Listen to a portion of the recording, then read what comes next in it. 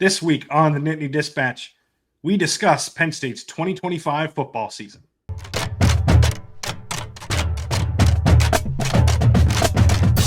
Hello and welcome to the Nittany Dispatch. I am John Sauber, Penn State beat writer at the Center Daily Times. She is Audrey Snyder of Inside the Lions, which you can subscribe to at insidethelions.substack.com. And it is now pretty much here. We are going to go with our in-depth preview today of the 2025 Penn State football season. Going to play the games we did last year, make the predictions we did last year. For those of you who tuned in, you'll know what to expect here. Those of you who are new, first off, welcome. Don't forget to hit the subscribe button down below. If you're watching on YouTube, hit the thumbs up. That also helps a lot. If you're listening on Apple Podcasts, don't forget to rate, review, and subscribe there. It's always very helpful. But Audrey, like I said, it's here, and we're ready to talk about it.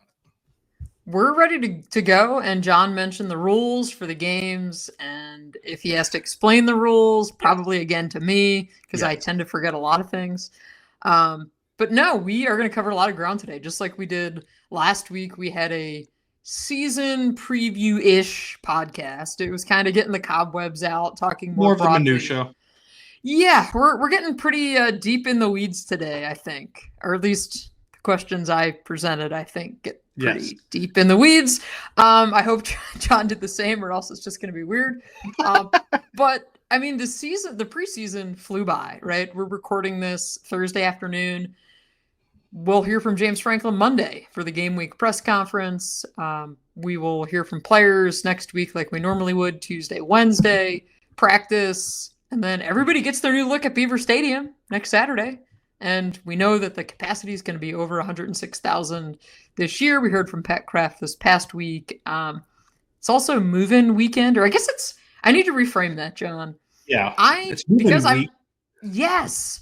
I forget a lot of things. And in my head, I was like, oh, Thursday, Friday, it'll be bad. Saturday, Sunday, got it. No, it's been bad since Monday. I guess it's just a whole thing now. I guess I just am. I'm old, so far removed from my undergrad days. I just don't remember, I guess, that it was a whole week. Yes. I was going to say, I don't think this was the case when I was at Penn State, but that is almost a decade ago now too. So it's a while ago. Things are different. But yeah, students are pretty much back now. They are going to be filling Beaver Stadium in 9 days to watch the number 2 team in the country, if I remember correctly, according to the AP poll. But we're going to start there with some of the rankings discussion, more specifically about SP Plus, which is a metric that you and I cite on here quite a bit. It's forward facing. It's supposed to be predictive. It's trying to essentially encompass an entire offense or defense into one metric that is about efficiency, and it's tempo adjusted, all that stuff. Anyways, we will begin with the offense. We're going to project where Penn State finishes in SP Plus on both sides of the ball, which was created by Bill Connolly, by the way, who's now at ESPN, who does fantastic work. Go read Bill. First off, Audrey, where is this offense going to finish in SP Plus to end the season? Important to note, right now, they're currently number 4 in the preseason ranking. Projection. That's what I was going to say, John. It's important that the people know right now where they're ranked. They are ranked 4th currently, as John said. My projection is that the Penn State offense will finish ranked 3rd in SP Plus. So I'm going a little bit ahead there. I'm bought in on this offense. I think, gosh, I'm going to pull a James Franklin here, John. I don't think enough people are talking about the fact that this is year 2 for Drew Aller and Andy Kotelnicki. I think that maybe has gotten, or maybe just during my unemployment spree in the spring and summer, maybe people did talk about this and I tuned it out. I don't think so, but it just feels to me like there's more. Obviously, there's going to be more comfort level there. There's a lot of talent around him as well, but I just think James hit on it this preseason. Andy did as well when he said it's going to be more collaborative with the offense. That Aller has owned the right to say, hey, why don't we do this instead of this, or why are we doing this? So I think those conversations are going to be different. I have the offense at 3rd in SP Plus, John. You have them where? And again, John, as always, we don't rehearse any of this, so I have no idea what he's going to say. I have them at number 6. And it's largely because I am still a little bit nervous about the passing game. I think it's going to be better than it was last year. You lose Tyler Warren. That's obviously going to be damaging. More importantly, though, for Andy Kotelnicki being in year 2, it is year 1 with real wide receivers. I think. It's like year 7 that we're talking about the receiving corps, because it feels like that. It feels like it. I think it's probably only been 3 or 4 years, basically since Mitch Tinsley and Parker Washington were there. But yeah, I think this is going to be an elite offense, right? Like, I have them as a top 10 offense in the country. I just think there are going to be some, aspects to the passing game that leave them wanting. I'm still a little worried that they're going to treat deep balls the way that they have in the past, where Drew Aller's taught to loft it up and not necessarily give guys a chance. I know they've talked about not doing this, but it's another thing to actually do it during games. And that concerns me because it limits the explosiveness. I worry about, how do I say this? I worry about the receivers being healthy for all 12 games of the season. What do you mean, John? You never know when someone's banged up and maybe misses, I don't know, a few games. That could easily happen at the front end of the year or the back end of the year. Yeah, right. So I do worry that there is some depth lacking there at receiver, because I know that the coaching staff has hyped up Liam Clifford. I still think he's more of a rotation player than a starter at this level. So I do think they need, their top 3 guys to be ready to go in the transfer portal additions in Trevor Pena, Kyron Hudson, and Devontae Ross, in the biggest moments. And then it's hoping Kobe Howard and Tyzier Denmark kind of can contribute at certain points this year. But yeah, I think it's going to be elite. I just think the running game, being elite in the running game, is never going to be as productive as being elite in the passing game. And so that's going to limit them in some sense, because a really good yards per carry is, 5 yards. A really good yards per target is much larger than 5 yards. Right. And so you're going to just gain more yardage that way and be more efficient of an offense. That being said, I think they're elite. I think this is where, going back to last season, there were those moments, not even moments, there were long stretches where I know fans were pleading with Penn State to run the ball, run it consistently, right? I think trying to figure that out with this team is going to be interesting, because James Franklin said the other day, he said, we think we know what our identity is. Well, I think running the ball is certainly a very big piece of that with this offensive line, with these talented backs. But you want to have that explosive passing game. And that's where, to your point about the deep balls, that was something that I wrote about on my Substack, InsideTheLions.substack.com. That was part of the scouting report that Jim Knowles delivered to Drew Aller and said, hey, when we played against you, this is what I told our defensive backs. And it was, he's going to put a lot of air under the ball. And because of that, don't get yourself in trouble. Don't feel like you're going to have to, rip down a receiver in the air and get a pass interference penalty, because he's going to put a lot of air under it. So if you get beat, you're going to have time to make it up on the back end. So again, Aller, the deep ball is going to be something to keep an eye on. So I think you're on track there. But I guess, John, I am the one of the two of us who's a little more optimistic about the offense, it seems. I think we're going to be splitting hairs with a lot of these broad national discussions, because we both widely project them to be elite in, most things this year. You mentioned Jim Knowles. No better time to pivot to the defense. Currently, number 8 in SP Plus, which was very surprising to me. Audrey, where do you have him finishing? Surprising why? You thought it'd be better or worse? You'll find out when I unveil my ranking. I have him projected at 7. So again, so both times I'm kind of close here, but I'm the only difference in my brain, I think, probably is that, well, no, not even your brain, because I know what you're going to say. You're going to go on a long rant about AJ Harris and how much you love him and how great he is. This spoiler alert, there's going to be AJ Harris later. So I can't, my justification partially is that I think Penn State has some really, really talented cornerbacks. I think they have one really good starting safety. I have questions about the other starting safety. Linebacker, I've certainly got some questions about the depth there. I still think this defensive line is going to be really good. I think when you have 2 insanely good pieces in Zane Durant and Denai Dennis Sutton, you're going to figure everything else out, right? We heard a lot about Xavier Gilliam this preseason, Alonzo Ford, somebody else who had a nice preseason. So I think they've got enough on the D-line that they're going to find ways to make it work. So I'm not too concerned about that. But I like the cornerbacks a lot. And now the floor is yours to tell everyone your thoughts on Terry Smith's cornerbacks, probably. Yeah, I have this as the number 1 defense in the country. Boy. Okay. elite at the two most important things to be an elite at in college football right now. That's in coverage and rushing the quarterback. I think they have the best corner in the country in AJ Harris. I've said that time and time again. I'm not going to stray away from that. I think Elliott Washington has a chance to reach like that level as a top 10 corner in the country. Davian Collins, obviously an excellent depth piece.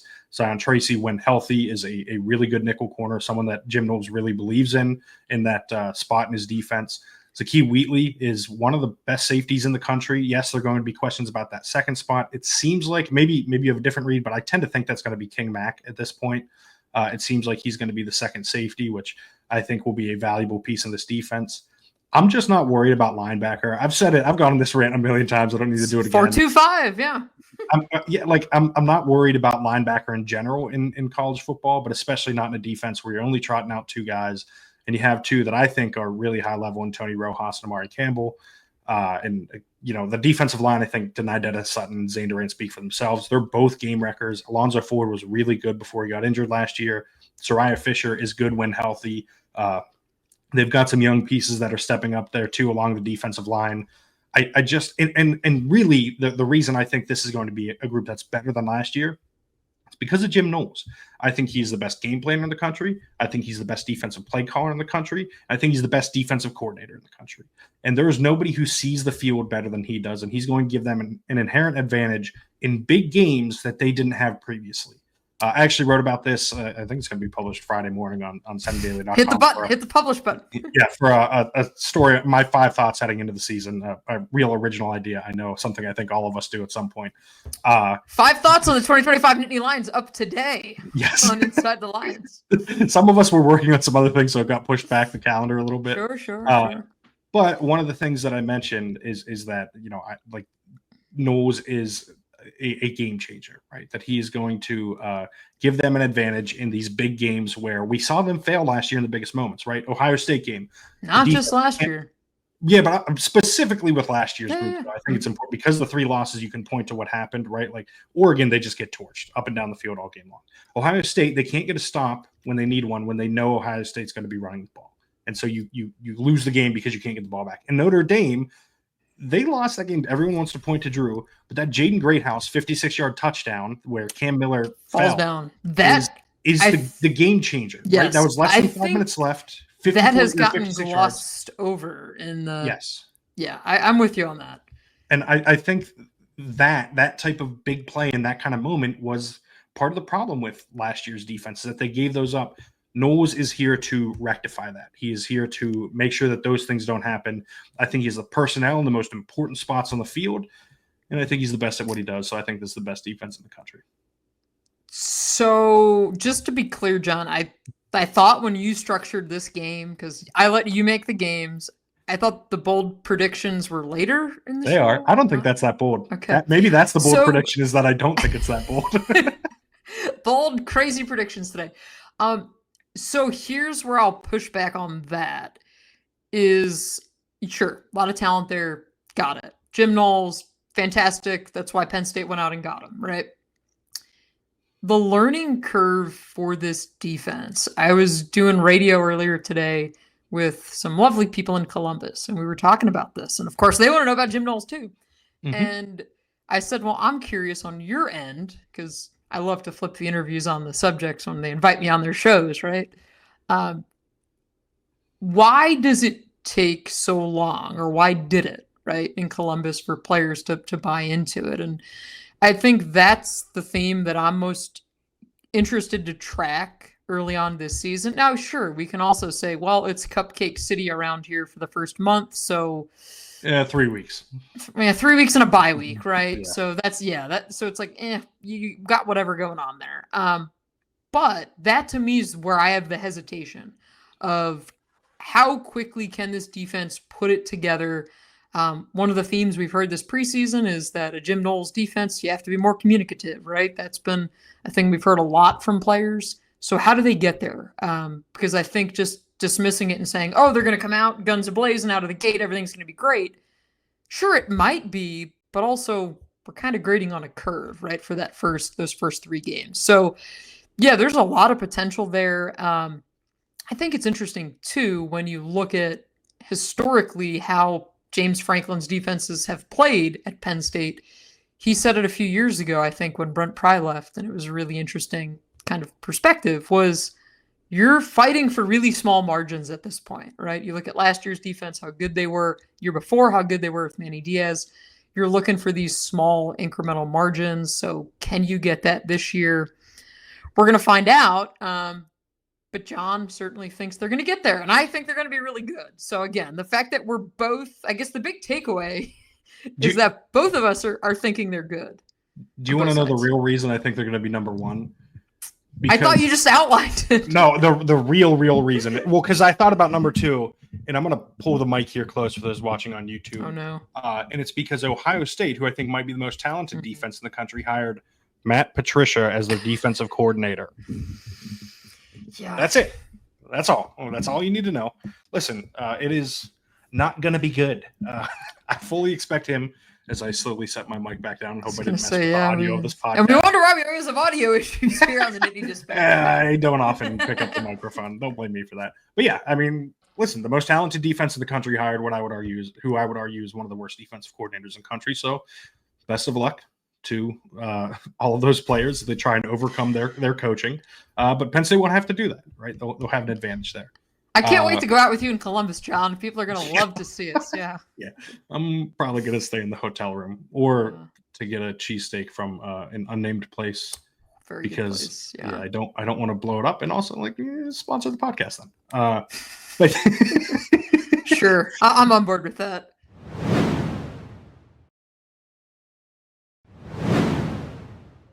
All right, let's move on to I think last year we called it an either or game, this or that, something like that, where essentially the idea is Audrey and I take turns proposing two options, right? So when I propose two options, she gets to pick which of those two is more likely. Whichever one you pick is the one you have the rest of the year, and you get a point if you're correct, and nothing happens if you're incorrect. At the end, which I forgot to tell her this before the podcast, you pick one item, one pair of right. items double down. that doubles the points. This is something that I took from Bo Wolf and the PHLY Eagles show. If I remember correctly, they were the first ones to do it. But I really like this idea. I think it's a good way to talk about some random stuff. And I told Audrey before the show that I had 4 options for this. I now have 6 because I thought of 2 things while we were conversing. Those watching on YouTube probably saw me looking at my second monitor to add these things. So we're going to nominate 6 things apiece to discuss. Well, good, because I showed up with 7, so I'm ready. Right. So she has an extra in case there's too much overlap. Would you like me to go first with, I think, the biggest, overarching one? Oh, I think, John, we're burying the lead here. I think what's, the whole point of this game? Sure, bragging rights. Oh, you're right. But I think, at the end of this... Like I did last year. Sure, whatever. At the end of this, though, I think this season, right, there has to be something for the loser, and I've been giving this a lot of thought. No. And I keep in mind you lost last year. This is important. Sure, I'm shameless. Don't we know this? No, yeah, that's true. I think the appropriate thing for the loser, because we're gonna have a pretty good beat on this by playoff time. Yeah, we should. Right. I think, and not to spoil our season predictions, but I'm fairly certain we're both leaning toward Penn State ending up back in Miami, I think, in January. Or at least one of us is. I think the appropriate thing is that the loser has to karaoke and the winner gets to pick the song. And one of us, I think, will lean into this more than the other, but I'm not sure. You're really going to put me on the spot with that. I'm just saying, I think that's a good, right? To be clear, is this at the media party or is this? No, we'll find a karaoke bar somewhere, whether it's Miami or even we could do the round before if I'm really running away with it and it's pretty obvious. I mean, I think we invite the whole beat out, kind of get some. All right, fine. Record it. I think it'll be because I know we've spent enough time going to road trips together. We have a good taste in each other's music, but would I really go that way? Would I pick something outrageous? I don't think I'm gonna have to worry about that. If I'm being honest, I didn't have to last year when I won 5-0. Was that what it was? 5-0? Because it was pretty bad. It was a blowout. I think the document was on a computer that I didn't have access to after the spring. So Well, and for what it's worth, all of my like season leader type things, it is the end of the season, so that includes postseason and stuff. So there is a chance it's not settled by then. If that's the case, we will do karaoke at some event that we're both at. I mean, we could do it in Indy. We could do spring game. Yes, yeah. We will find somewhere to do this. We'll hold up our end. I'll hold up my end if I have to, which I won't. Or because my other thought, maybe I could make this an either or. The other thought is, this really only applies to you because I'll do it anyway. The loser has to go up to the top of the new temporary bleachers in Beaver Stadium. No. Just walk up to the top, pose for a photo. No. Yeah. So you'd rather karaoke? Yes. All right. And if you're watching on YouTube and you see me like looking at a second monitor for what it's worth, I have to type up Audrey's as she says them too for a tracking document, just so in case you're curious as to where I'm looking. Would you like me to start though, Audrey? You can, sure.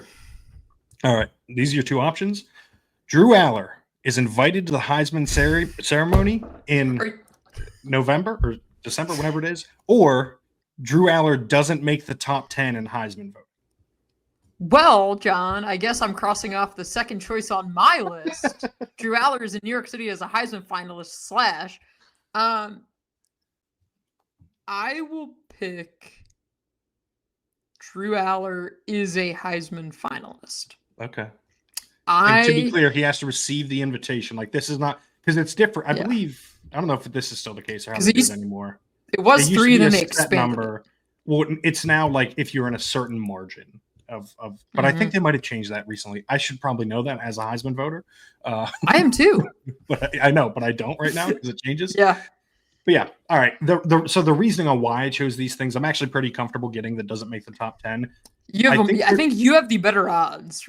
Like you have the much because you've got the wide spread of like, oh, he gets hurt or he doesn't good. You have all that. Right. Yeah, you have a better pick. I do think the most likely scenario is still he finishes like 5th through 10th and doesn't get invited, but makes the top 10 and nobody gets points here. But I think this is kind of that's why I set the marker where I did, right? Because we're looking at the highest end and the lowest end outcomes. Oddly enough, I think if he doesn't make the top 10, that it doesn't impact the team as much as we think, which is why I wanted to talk about this and chose this. Because the running game is going to be so good that his numbers might not be as good as he is on the field, if that makes sense, right? Like the film might be really good, but the production might not match up to that when you look at Heisman numbers. But yeah, I think this is going to be this is probably the broadest, like the most, the most national storyline of these. Some of these we're going to dive into some minutia stuff. But yeah, this is, I feel good about this and feel better about your chances of singing karaoke. It's fine. I love to sing. John, for you, I have, since you mentioned the running backs. Oh, I know you stole mine. Kaytron Allen leads the team in rushing yards, or Trevor Pena leads the team in receiving yards. Okay, so this combines something that I have later, sort of. I will go with Kaytron leading the team in rushing yards, if only because he did it last year. And that obviously is a good sample size. I'm also a little worried about Pena's production from a receiving yard standpoint. More on that in a second. I think he's more likely to be a more consistent target than a big play does enough. Like I don't think he's going to go over 900 yards, for instance. But I would be surprised if he was under 600. I think he's got the highest floor and the lowest ceiling of the 3 receivers from that standpoint. And I expect him to be really productive. But to me, like Kaytron Allen, they're just going to run the ball so much that I'll take my chances on that 50-50 split, even if you want to call it down the middle between him and Singleton. But yeah, I think I'll take Allen with the rushing yards. All right. I've got it noted. I was going to say, now I gotta, you gotta note yours and I gotta note mine, and then we're going to combine these documents at the end. Yeah, I got him. So this next one is a little bit tied to that. And this goes back to what I said about Trevor Pena. So Trevor Pena leads the team in receptions, or any other player leads the team in receptions. Ooh. I'm going any other player. Here's why. Let me jot this down. So we know your love for AJ Harris, and previously your crushes haven't always worked out as well. Dante Cephas comes to mind. Dante Cephas in this. Poor guy catching a stray. However, However, this preseason, there's one player that's winning me over, John. That I'm just saying, you know what? I think this guy's going to be for real. I think Penn State has a number one receiver. I think the guy's wearing jersey number 1. Yeah, I'm all aboard the Kyron Hudson hype train. I am. I have a story up today on InsideTheLions.substack.com in which Drew Aller, which very well timed on my behalf, would not have anything to do with me forgetting that I had this quote because I was just waiting for the right time. Right, for sure. When I sat down with Drew this summer, I said, like, what's early impression of Kyron Hudson? This was before preseason started, and he said, he reminds me of Mitch Tinsley. And I was like, well, okay, why? That's an interesting comparison. He said, like, he's one of those guys that just kind of does everything right in the right place at the right time. Remember, Tinsley became kind of that third down magnet. So all that did was further fuel my Kyron Hudson hype train, lead conducting status. So I'm taking the field, I guess, there, if you will. Yeah. It could be Singleton too. The reason it could not. I'll say it right now. The reason I'm comfortable getting just Pena there, I think the most likely scenario is Pena leads in receptions, is third in receiving yards. Hudson is both second in receiving yards and receptions, and Ross is first in receiving yards and third in receptions, if that makes sense, just because of the way they play. Mm-hmm. But I think this is actually closer to a 70-30 in your favor. I'm willing to take the risk on Trevor. Good. I will alert all the karaoke bars in the Big Ten accordingly. Yeah. Okay. What's your next one? I'm gonna get a little more in the weeds here because I could go broad, but that's not the fun of that. Ethan Grunkemeyer throws at least 5 touchdowns, or at least 5 freshmen burn red shirts. Oh, I wish I'm not going to ruin the podcast by grabbing a roster and making sure I've got my number squared away with the freshmen. Mm-hmm.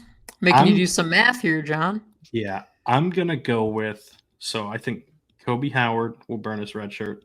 I think Chaz Coleman will burn his red shirt. Mm-hmm. Oh, it's tough to say beyond those two, honestly. I'm forgetting someone. I know I am. A couple people that come to mind.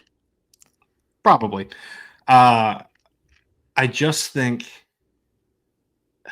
Grunkemeyer is going to play enough. I think Grunkemeyer is going to be the backup, and that's important here. Right? I'm painting you in the corner on this one for so many levels. Yeah. Grunkemeyer is probably going to be the backup, but they'll probably get Smolik reps too, which I think will matter. But how many reps? Because they want to have Grunkemeyer ready. And will Grunkemeyer play well enough? I think Grunkemeyer throws at least 5 touchdowns is what I'll take. I'm assuming you have 5 players in mind with the freshman thing. I'm blanking right now. Dixon, for sure. Dixon, yes. Thank you. I was thinking of the cornerback room and I was forgetting. Yeah, so the freshman part to me is interesting because it's, again, and James even said it this past week. He's like, there are guys that early on in the year we think they might, but then maybe they get hurt or maybe they're not progressing the way we thought. So I would say that I think at least 5 players burn red shirts. Now, granted, you never know. Like, that's tough to peg, tough to predict. Well, I think last year you had that, and I think that only ended up being 3, right? Yeah, gosh. Last year was a small number. There's only 3 true sophomores on the roster: Daewon Lane, Cooper Cousins, and Luke Reynolds. And unless I'm forgetting someone. Granville. I don't think he burned his red shirt. No, because he didn't. They saved it because it was the postseason. Because he's definitely going to be here for a long time. That's the other thing. Like, it's easier to save the red shirts. I actually, as we talk through this, feel much better about my choice than I did at the start. Because if I had to pick right now, I would say that it's Dixon, it's Howard, it is Coleman, and then I could see a world where Kamaju does. I could see a world where Adorika does. I could see a world where someone like Otten or Exenor is so good at receiver that they do. But I don't know. I feel pretty good. Because you look like Tysier Denmark redshirted last year. Like, and they made sure of that. And it feels like Tyser Denmark played a lot. So I don't know. I think they're going to try and preserve red shirts. So here's the other thought on that is Grunkemeyer, because then I was making you, and you did make a determination on QB too. Yeah, I think it's Grunkemeyer. I'm with you as well. I think it's Ethan Grunkemeyer. Penn State has not said that yet. I fully suspect when we hear from James Franklin on Monday, they'll say that they're going to let it play out in the preseason and get both guys reps and all those things. He did say it's important to note that they're tilting the reps towards the player that's leading right now, and we saw Grunkemeyer with the top group when we were out there. So the other part of that is the scenario when he comes in, right? How big is Penn State up? Is he going to be handing the ball? But they got to get him reps. They have to get him meaningful reps. James wants him to throw the ball, or whoever it is to throw the ball. Like, they want those meaningful reps, and they're going to get them, I bet, in these first 3 weeks. It also bakes in, not that like you want this to happen, but if Drew Aller, something happens, he misses a game, then Grunkemeyer's out there. And 5 is a low enough number. I was trying to think, is like, if he can get that in just the first 3 games, I'd feel really good, but I'm going to guess he'll get some time against Rutgers too at the end of the year. I mean, that's the other piece, right? Like, you look at the way the season sets up late in the year and you're like, well, this could, there could be some conference opportunities for this to happen too. Yeah. I think the Darius Dixon piece for the freshman side, to me, I think that's one guy who you're definitely going to see this year. Like, I think that's certainly been a theme this preseason. And there are 2 others, but let's wait a second to talk about them till later. As I try and tease what I potentially have coming down the road. I believe it is on me for my third one. It is. And I went a little bit back to the same well that I did with the Trevor Pena one. And that's Zakee Wheatley leads the team in interceptions, or any other player leads the team in interceptions. And I actually think this one is much closer to a true coin flip, because he is by far the most. Hasn't he been like the takeaway king in the preseason, like pretty several times, right? Yes. Isn't it like, oh man. Logically, we love the dead air time here. Please sponsor us. Yes. Logically, I think I need to continue to be bold and aggressive. Remember, James Franklin had a couple of years. Got to be bold and aggressive. That's Mike Rhodes' thing now. Well, I'm going to go with Zakee Wheatley because the ball seems to find him, right? How many times have we heard James Franklin say there's certain guys that the ball just, we saw it with Jair Brown, the ball just would seemingly find him all the time. I'm going to go with that. I feel like that's a little bit more of a bold pick because I'm painting myself into one guy. Yeah, I kind of wish you would have gone with the other option there, because I also think it's going to be Wheatley.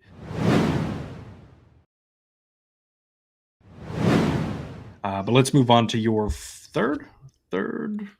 Penn State loses to a team other than Ohio State or Oregon. I did this last year. It's a good one. Or Penn State beats Ohio State. Oh, you're asking me if. So to be clear, is this regular season only for the loses to it? Yes. Okay. Yes. So like Penn State beats Ohio State Halloween weekend, or Penn State loses to a team other than Ohio State and Oregon in the regular season, because they could go on to lose to Illinois in the Big Ten title game. Doesn't count. Losing the playoff doesn't count. Yep. Oh, you're asking me if I think they're going to lose at Iowa. I think that's pretty clearly the one. I also think so. They're more on par with Ohio State, obviously, from a talent standpoint, than they are Iowa. Not breaking news to anybody there. Real bold, I know. But going on the road to Kinnick is brutal. Give me Penn State beats Ohio State. Okay. I think Matt Patricia should help Penn State's cause, as I said earlier. I think that's going to be a benefit, even though, like, it is, like, to be clear, and we'll get to this in my season prediction, I do think Ohio State wins that game. I think it's going to look different, I think, than people expect it to. But yeah, I think, I don't know. It's tough. I have such a hard time seeing, if this year is supposed to be what it is, that Iowa game needs to be a litmus test. We talked about this last week in their most important games of the season. I think that's a pretty big one in determining just how good this team's going to be. And I think they passed the test. So you've got, just so we're clear, Penn State beating Ohio State in this scenario in the regular season. To be clear, I have it for the sake of this game. I think that is more likely than them losing to Iowa. Yes. Okay. I've got it noted. I've got it noted. All right. This one, some program history involved in it. May not neither may happen. I would guess that one or the other does. That is, Nick Singleton finishes first in program history in rushing yards, or Kaytron Allen finishes first in program history in rushing yards. And this is the most fascinating thing, I think, all season that is not winning and losing games for Penn State. Yes, in fact, John, I have this up on my 5 thoughts on the 2025 Nittany Lions on Substack. I dove into this a bit this week, and I'm going to get it out of the way. I'm going to pick Nick Singleton to be the guy. So I'm getting double the points essentially on if Kaytron does it, because he's also going to be their leading rusher. Yep. I like that. Got to be bold and aggressive. So I'm going with Singleton, and this is one of the best subplots of this season. When you look at the rushing record, and I've mentioned it on here before, and I'm sure this is going to become a season-long thing with fans and all these other things of, records, and Penn State played 16 games last year and all that. The point I made on Substack is one I will make here again. The thing that impresses me with this rushing record chase is the fact that both guys are vying for the record. And quite frankly, sure, I picked Singleton. I wouldn't be stunned if Kaytron Allen is the one who gets it, right? The funniest outcome is them finding a way to make it a tie. Late in the last game of the season, someone loses 2 yards or gains 2 yards to make it a tie, and that's where they end it. I don't think that's what's going to happen. It would be wild if it was. I mean, the fact that you were able to, not John, but Penn State Jaywan Sider James Franklin, not John. The fact that Penn State was able to get both of these guys here, knowing that it was going to be a timeshare, pitching them on that idea, keeping both. I mean, James Franklin said it this spring or summer. He was like, we thought we'd get one of these guys back. They did not think they would get both back. I'm going to be honest. I didn't think Kaytron Allen was going to be here in 2024, let alone 2025. I was going to say, what year are we in? Yeah. Yeah, it's a pretty big win for Penn State to not just this year, but last year to have both guys. Yeah, I mean, it's remarkable. And you also look at, too, when you think of in the bigger picture of rushing records and being able to do this, the fact that both guys have stayed healthy enough and the timeshare has worked. Now, have there been moments, right, where the cameras have caught it, where we've seen Kaytron Allen earlier on be upset with it? We've seen, Nick Singleton wants the ball, all this. One of the cool images for me this preseason, I went to Photo Day last week, mainly because I just wanted to see the inside of the stadium. But sure, that's right. I went to Photo Day. It was fun. I hadn't been to one of those in a long time. And Nick Singleton's family was there, and they had T-shirts on that said it said Singleton's last lap. So it was nice. They posed together. It was very nice. And then Allen and Singleton posed together for a photo, and I was like, yeah, this is it. I mean, this is a friendship, a unique chase for a record. I think that's going to be a lot of fun to watch. I'm surprised, because I don't have this in my questions, so I'll put it out there. Did you have any questions for me, John, in terms of when someone breaks the record? Is that part of the game or no? I do not, because I think the most likely scenario is that both surpass that mark in the postseason. I just think it's going to be tough to get there before then, unless they're playing a lot more early in the season, in which case I could see Rutgers, it's on the table. But yeah, I think they both need about 1,000 yards, something like that, 1,100. Yes. And in fact, our friends of the show, Darian Summers, they have a really cool stuff on their website where you can actually track the rushing record, and we don't have to do any math. Yeah, check that out, because I do use, especially Darian has compiled the all-time leaders in a way that makes it really easy to track. Yes, and you can just click on the name, and we don't have to do any math. So here it is from my story on Substack. Singleton needs 1,021 yards for the record. Allen needs 1,056 for the record. So Allen would have to outrush Singleton by 31 yards this year if they both get there. I don't think it's that crazy. Yeah, no, I think that's a very logical, going to be a great late in this. Gosh, also it would feel very weird to watch the rushing record fall in Piscataway. Or like watch it fall over and over again because they could surpass each other. That's true. Oh, Singleton's now the rushing leader. Oh, Allen's now the rushing leader. Like that's absolutely on the table. And do they have this is very inside baseball. Like, will Penn State have a video ready to roll out congratulating them on the rushing record? And I think they probably will wait till they're both first and second, and then say these are the 2 all-time leading rushers, which makes the most. And I do think they'll both be 1 and 2 by the end, which is pretty remarkable to have shared the backfield as long as they have. Let's move on, though, to your 4th, either or. Sure. I have Penn State makes the national championship game, or Penn State secures a first-round bye. Oh, I like this one.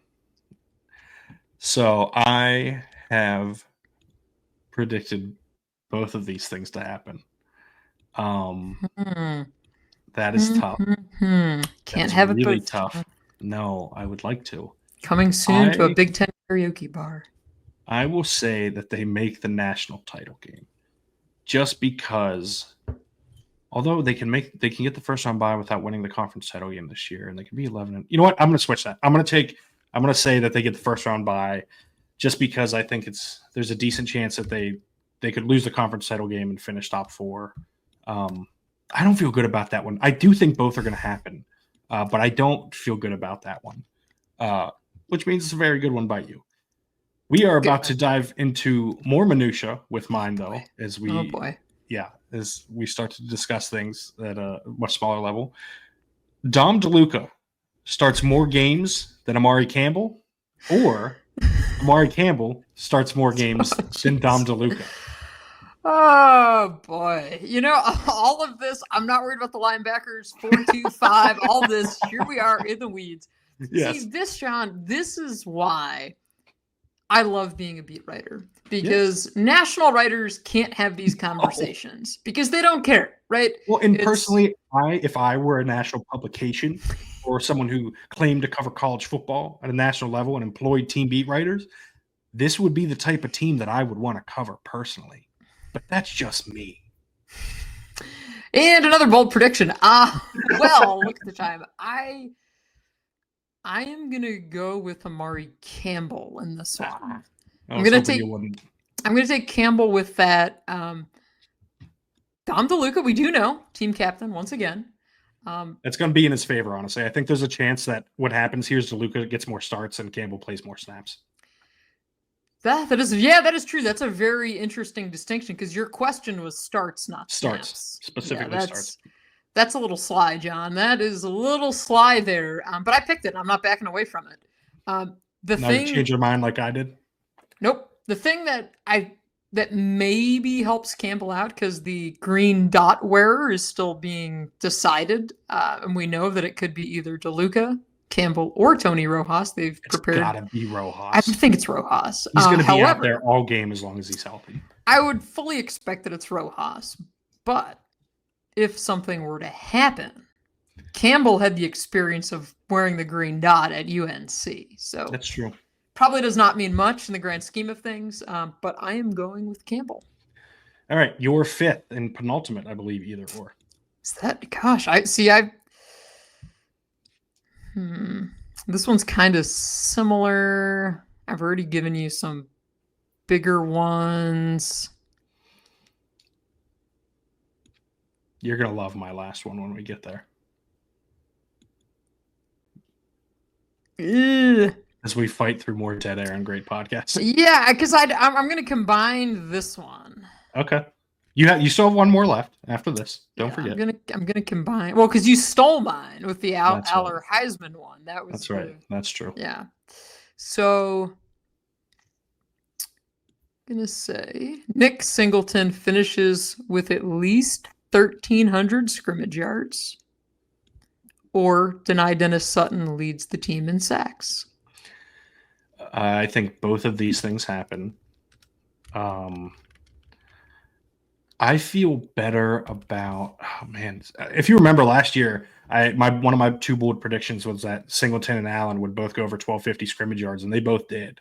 I would think that'll be the case again. But I really feel good about Deny leading this team in sacks unless he gets hurt or if like Zane Durant would have to get like a 10+ sack year, I think. Give me Deny leading the team in sacks. I feel like that's the safer option. I think there's a bigger disparity between him and the rest of the group than there is like the likelihood of Singleton like missing a game or two or something like that. That means he doesn't get to 1,300 yards. That being said, I do think both of those are going to happen, which means points scored in this game, which is what we're here for. That's true. That is why we're here. Yeah, we are on to my last one, though, as we dive further into the weeds. Chaz Coleman starts one game at defensive end, or Kobe Howard starts at least one game at wide receiver. And these, by the way, are the two freshmen I feel most confident are not going to redshirt this year. So this means that we're probably very late in the year. And the way the schedule sets up, maybe Piscataway, maybe that's around the time where I also think there's just a chance that these guys are that good. So specifically, by the way, with Coleman, because of the thing he does so well, is like so valuable as a pass rusher. Like he's unbelievably valuable to have good pass rushers, and he's obviously that. John, you don't need to talk me into this one. You're trying to like reverse psychology. Yeah, right. Maybe I just want this Kobe Howard one because there's not a ton of depth there at receiver. I'm going with Chaz Coleman because the way James Franklin spoke about him so surprised. That was like one of those things where in my head, I'm trying to think, okay, when is the last time he spoke like this glowingly? And not to say that he doesn't. Like, I'm not trying to say like, oh, he didn't speak glowingly of other kids, because he has. No, but he tempers expectations usually. Yes. And I thought the anecdote that was really telling was Franklin said that he likes to have the freshmen say, okay, like, do you think you're a red, a yellow, or green? Meaning, are you red? You're not ready. You're going to redshirt. Yellow, maybe you burn the red shirt. Green, definitely play all 4 games as yellow. You know what I mean? Yeah. And Coleman said that like, he wasn't sure. Maybe he was a yellow. And Franklin said everybody else in the room was like, seriously, dude? Like, no, like you're ready to go. So I'm gonna take Chaz Coleman on this one. But that was a very hyper specific. I'm not so sure like we even see this happen, but right. I think this is Deny late in the year. Give him a game in Piscataway, honestly, type situation. I also I think there's a chance. I'm not saying there's a high chance, maybe like a 2% chance that Chaz Coleman's just their second best defensive end by the end of the year. Like I think that's on the table. I also think there's a chance that that Kobe Howard is their third best receiver by the end of the year, and that he's just starting. Again, not saying this is likely by any means, but I think those options are on the table anytime you're talking about guys that are green lights as true freshmen this early in the process, and that they clearly are very, very talented and spoken very well of by both coaching staff and teammates. John, this is my last one for you in this last category. One overall. Yeah, last one. And I think it's appropriate that we end on 2 very unbalanced things, right? So we haven't talked about the specialists at all, and I didn't want to let the opportunity pass us by without doing so. Ryan Barker kicks a game-winning field goal. Or the other end of the spectrum, which really, for fans, these are probably like the 2 images you have of last year, right? Because you have the Ryan Barker field goal at USC. Yep. Or Drew Aller throws 12+ interceptions. Oh, give me Barker on a game-winning field goal. I don't think Aller's thrown that many interceptions. I don't think either of these things has happened just because it's so hard to be in that situation to kick a game-winning field goal. 12 is a good number because anything lower, and I'm like if it's 10, I'd probably take Aller because I think he'd be more aggressive. He'll be more aggressive this year. But yeah, I think Barker in the game-winning field goal is the move here. That is going to wrap up that segment. Well, we have to double down. We have to double down, and we have to do our tiebreakers, which is one of my favorite things to do. Have you decided on what you're going to double down on? No, of course not. Let's see. I could go with that. That would be a fun one.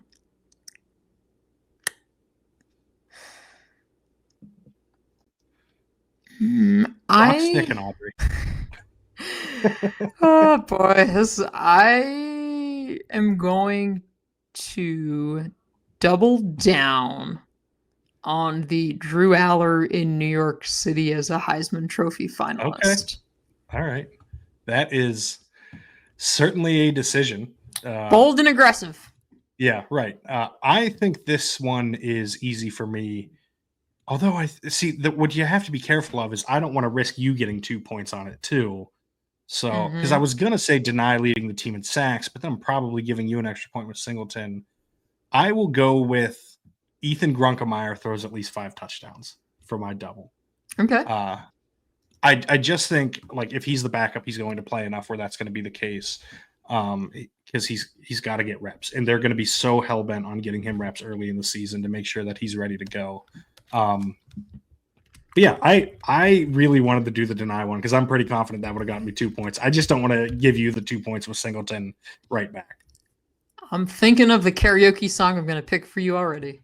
Yeah. So the tiebreakers, the first and last touchdowns of the regular season. Do you have your choices here? I do. went so chalky with this.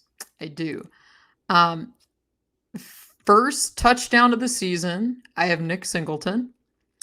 Last touchdown of the regular season, I have Quentin Martin Jr. Okay, so first touchdown of the regular season, I went with Katron Allen. So going with the other you've got Katron across the board. Yeah. The last touchdown of the regular season. This plays off some of what I said earlier about this Rutgers game being kind of a mess and not a great game. I'm going with Luke Reynolds. I think youth is the way to go with that one because we both anticipate that being a blowout. But yeah, I just like I do think they're going to want to pour it on against Rutgers because they always do. And Reynolds is good enough to get reps there and will be playing, I would guess, a good bit, but is not, number one tight end going to be pulled from the game once they go up 130-7 against Rutgers there in late November. I like it. I think those are, again, we both. It's not going to matter. I'm going to beat you 10-0, and that's going to be it. True, but I'll sing like a champion either way. I know John. you will, and I'm going to hate every second of it. Let's move on to my favorite thing to do, and that's our bold predictions. Last year, I said that Andy Kotelnicki would be a head coach somewhere in 2025. Whoops. And then I had the Katron Singleton thing that I mentioned earlier that hit. I think I probably should have been right about the Kotelnicki thing, though. Well, so John, since you opened the door, when I pulled up my spreadsheet from last year from the game, the Google Doc, I saw that Andy Kotelnicki, same thing, head coach somewhere. Yeah. So you know what I did? Because it's about bold and aggressive. I said, Andy Kotelnicki is a head coach somewhere in 2026. I'm going to make you be more specific than that. Give me the school where he's the head coach at. How about I give you a conference? I went to school because I think it's because I think it's very obvious that he's probably had to do a Big Ten or SEC school. Mm-hmm. I was gonna say Big Ten. I've got a prediction for this too. I think, John, this is gonna put some heat on our good friends in the Badger State. Oh, that's what I was gonna say. Really? Yes, I was gonna say Wisconsin. I think, this is gonna put Mr. Fickle on the hot seat a little bit, potentially. So John, Andy Kotelnicki is a head coach at Wisconsin in 2026. The other option, I think, is if PJ Fleck leaves Minnesota. My head went to Minnesota as well, but didn't he just get a new contract? Yeah, I think he's just going to be there. But I think Wisconsin's the right choice there.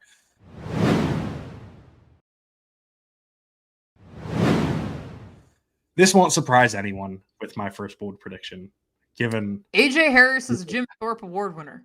Yes. Of course. After holding Jeremiah Smith to his worst Big Ten game of the season. I believe he's the best corner in the country. I think it is incredible that you immediately nailed that. But I think he's the best corner in the country. He's the best defensive back in the country. He's going to show it in this defense. He's going to be versatile. They're going to use him in a lot of different ways. He actually, I think, has a chance to lead them in interceptions if teams dare throw at him, which I don't think they will. And I think he's going to limit Jeremiah Smith, which I think is probably the most bold part of that because that young man is a freak and is going to destroy football this year. Absolute freak show. That I am very much, man, I can't wait for that game. For so many reasons. That is going to be awesome. Texas, Ohio State week 1. like it's it's starting off hot. And today, John, like as people watching on YouTube can tell, I've got like a hoodie on. It didn't even hit 70 here today. It's gray. It's gloomy. Feels like a fall day in State College. It's football season. I'm excited. However, my second bold prediction is probably going to have some people on edge. I apologize. I think mine will too.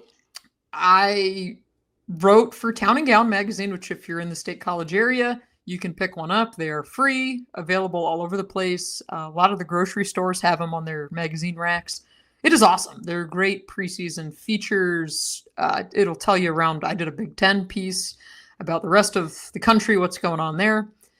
But I had to put my predictions together for that. And I'm not one of these people who's going to put something in print and then waffle on it a month later or 2 months later. So in Town and Gown, I said that Penn State goes 11-1. However, Penn State beats Ohio State and they beat Oregon, but they lose at Iowa. That's my bold prediction. That's tough. I think that's going to upset some people. It should. I mean, it's bold. I also think that's reasonable, though, and I think people will be pretty happy with 11-1 and that being the only loss. I actually wonder if people would be happier with that than 11-1 with a loss to Ohio State, just because at least it would be Ohio State. You got one, yeah. I mean, John, it's like, I mean, you. Am I correct in saying you've been to Kinnick as well, right? Yeah. Okay. I was there for the infamous injury game where Taquan Roberson was in his own personal hell. Taquan Roberson, who's still a quarterback in college football in 2020. Is he? How old is he? He's at Buffalo now, I believe. I think he's a starter. I'm not 100% sure. Man, but we'll add that to the weekly tracker. Where are they now, tracker? My second one is going to cause so much more consternation come February than yours right now. And it's that Penn State's 2026 quarterback is not currently on the roster. Yeah. I think there is no better time to find a quarterback in the portal than one, when you lose a starter, but two, when you lose your offensive coordinator, presumably to be a head coach elsewhere, because then you can get a coordinator who can bring their quarterback in. And I tend to lean toward that being what happens in 2026, that whoever gets hired has their guy at quarterback and they follow them. Obviously a bold prediction for a reason. Ethan Grunkemeyer could very well be the starter in 2026. That wouldn't. I think he's talented, and that honestly wouldn't. Kid hasn't even been declared quarterback 2 yet. We're already on to the next. Well, but I also think it could be a situation where the Grunkemeyers are good with it. He hangs on for 1 year. They have a senior starter in 2026, and then he takes over in 2027. Because he's only a redshirt sophomore next year, and he doesn't. Like, I know the quarterback carousel goes round and round very quickly, but I do tend to think that he would do well to just wait till he's ready. And I think most quarterbacks would, honestly. That's not a him specific thing. But he's going to throw at least 5 touchdowns this year too. Yeah. They're both kind of bold at this point. But yeah, I think that this is the first year that we see Penn State dip into the portal and go get their starting quarterback for 2026.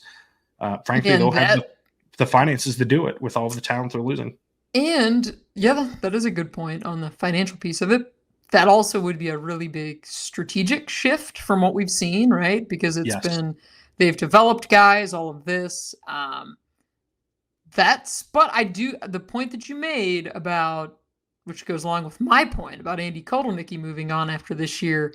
I think I'm with you in that does open up the door more, right? Who is this other OC? Who are guys that they've recruited? Who are they interested in? And also, just because quarterback transfers, I'm sure, John, you caught this. Bo Pribula has not been declared the starter just yet. Eli Drinkwitz wants to continue the quarterback competition at Missouri through at least the first game. So that, I'm sure, you'll get a lot of people in the Pennsylvania area keeping some eyes on Mizzou just because of Mr. Pribula this year. Yeah, no, and I think that is a good reason to look at why it's maybe better to stick around sometimes, because the grass isn't always greener. Now, I fully understand wanting to maximize your, financial viability in college. Like, Pribula is probably going to be compensated enough to make up for it, even if things don't go perfectly this year. and the following year too, because he has 2 more years of eligibility. So are you saying that he comes back? No, that's not what I'm saying. Although the double switch, that would be a great story. No, I think you already said your season record prediction. You said 11-1, lost to Iowa. I also am going with 11-1, but with a loss in Columbus to Ohio State, 23-17. I think is a touchdown late that seals it for Ohio State. And I think everyone comes away from that match. I'm thinking these are the 2 best teams in the country. And I think everyone is comfortable knowing that Penn State lost on the road in an environment where they went toe-to-toe with Ohio State for whatever it is, 59 minutes, we'll say. That being said, I think we can, now that we both have 11-1, we both have them making the Big Ten title game. Yep. Let's go to our playoff predictions, and I will cede the floor to you to how this season will end for Penn State. I got very specific with this. Yeah, you're way more specific with this than I was. I have Penn State as the number 2 seed, so that means they get a bye. There is no playoff game in Beaver Stadium, which is great news for the construction crew. They can keep on chugging right along and getting that renovation done. My seeding, I seeded the top 4, so the teams that get byes. I have Texas at 1, Penn State at 2, Clemson at 3, and Ohio State at 4. Now, I do have Penn State making it back to Miami, this time for the national championship game. Am I supposed to end it there, John, or am I supposed to? No, I think you need to tell the people what they don't want to hear. I have them getting there, and hopefully I'm wrong on this, but I do not have them winning, but I have them getting there. And I'm sorry, I very well could be wrong. Probably will be wrong. I'm losing to presumably Ohio State or Texas, since they're the 1 and the 4. Arch in Texas. All right. Well, you went not as heartbreaking as I did. I have Penn State losing to Ohio State in the regular season, right? Okay. Facing Ohio State in the Big Ten title game and overcoming that, beating Ohio State to win the Big Ten title, going in as the number 2 seed, getting the bye. In the second round, beating a South Carolina team led by Lenora Sellers that is really good, but Sellers throws an interception late to A.J. Harris to seal the game. Penn State moves on to the semifinal, where they play Notre Dame, a Notre Dame team that they lost to in the semis last year. But this year, they get the win. Drew Aller throws for over 300 yards, and they win the game against Notre Dame to make it to Miami. And then Irish fans cried. Was that part of it? Yes. Okay. To take on the Ohio State Buckeyes in the national title game, where I have Jeremiah Smith catching a pass to win the game with 10 seconds left, defeating Penn State to win back-to-back national titles for Ohio State. And please do not allow me to read the comments on this podcast. People are not going to like it. Yeah, I mean, I think the good news is, as John reminded me several times, he really killed me in the predictions last year. So chances are I probably won't be right. Problem is, I can be right. Yeah, I mean, I guess so. I think the important thing to unpack with this is that, again, we don't discuss these things because we're, as you can tell, we just let it rip on this show. Both of us have them getting there, which says a lot. But both of us have them losing once they get there. It's just so... Why, I guess, right? Like, you need a lot to go right. Yeah, I think that's honestly it. It's just so hard to predict any team to win the national title. Like, if you were to make me do independent predictions for each team in the country, we wouldn't have a national champion. You know what I mean? Like, it's just so hard to... But I think if you were to make me predict the season as a whole, I would probably... Oh, man. Matt Patricia is such a bad defensive coordinator that I can't believe We're going to get comments from M. Patricia. I was going to say... That's fine. I will gladly have that discussion. I just I think Ohio State's so talented, and Penn State is too. But Jeremiah Smith is the best offensive player in the country, and Caleb Downs, it might be the best defensive player in the country. It's just it's so difficult to pick any team to win a national title. But it's also difficult to repeat. Yes, right. But it's only difficult to repeat because it's so hard to win it once, right? Like so doing it once independently. In what just happens to be the back-to-back years.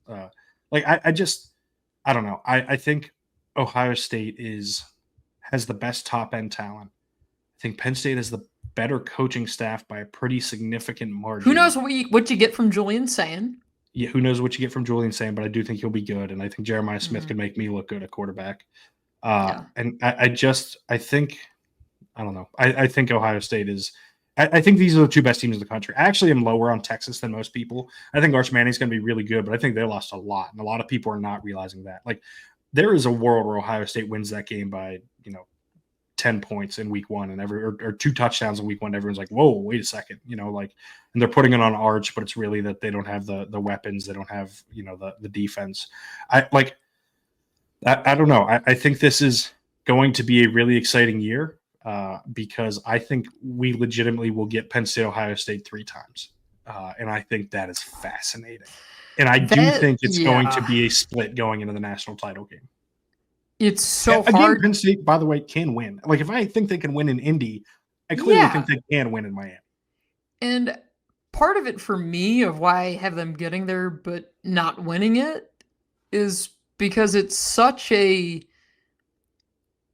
distant thought to actually see this program win it, because it's never happened in my lifetime, right? Right, and so many things have to go your way. And by the way, it also hasn't happened in my lifetime, even if you count 94.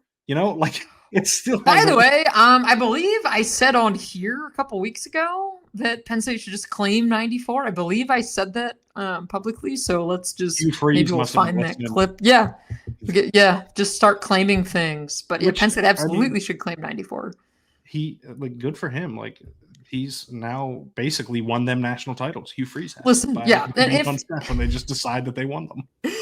If you're gonna plaster the name West Shore Home Field outside of Beaver Stadium, just start plastering 1994 national champs. Put it on the side of the stadium too, and let it ride. Why not? And it'll always be Beaver Stadium to the rest of us. Yes. But yeah, I think that is probably a good place to leave it. We both have this as a national title level team. We both think that they're a clear top team in the country, and we are both very excited to cover this team this year. You can find, of course, all of our coverage at our respective outlets. Me at Center Daily, the Center Daily Times, which is centerdaily.com. Audrey at insidethelions.substack.com. Subscribe to both of those outlets. We would both deeply appreciate it. As I said earlier, if you're watching on YouTube, hit that thumbs up button down below. Hit the subscribe button. That really helps us out, as well as those Apple Podcast 5-star reviews. You can find both of us on social media. You can find me on Twitter at John Sauber. There's no H in John. You can find me on Blue Sky at John Sauber. If you search John Sauber, and again, no H there either. You can find Audrey on Twitter at AudSnyder4, AUD Snyder4. You can find her on Blue Sky if you search Audrey Snyder. We will be here the rest of the season. We will be back next week to preview the Nevada game. Twice a week. Yes, we will be here during the week to discuss the previous game and the next game, and post game to discuss what we just watched unfold and what we heard, and the post game media availabilities from James Franklin and the players. We're very excited to do that. We can't wait to go for this ride with the rest of you. But until next time, thank you for tuning in. Have a great day.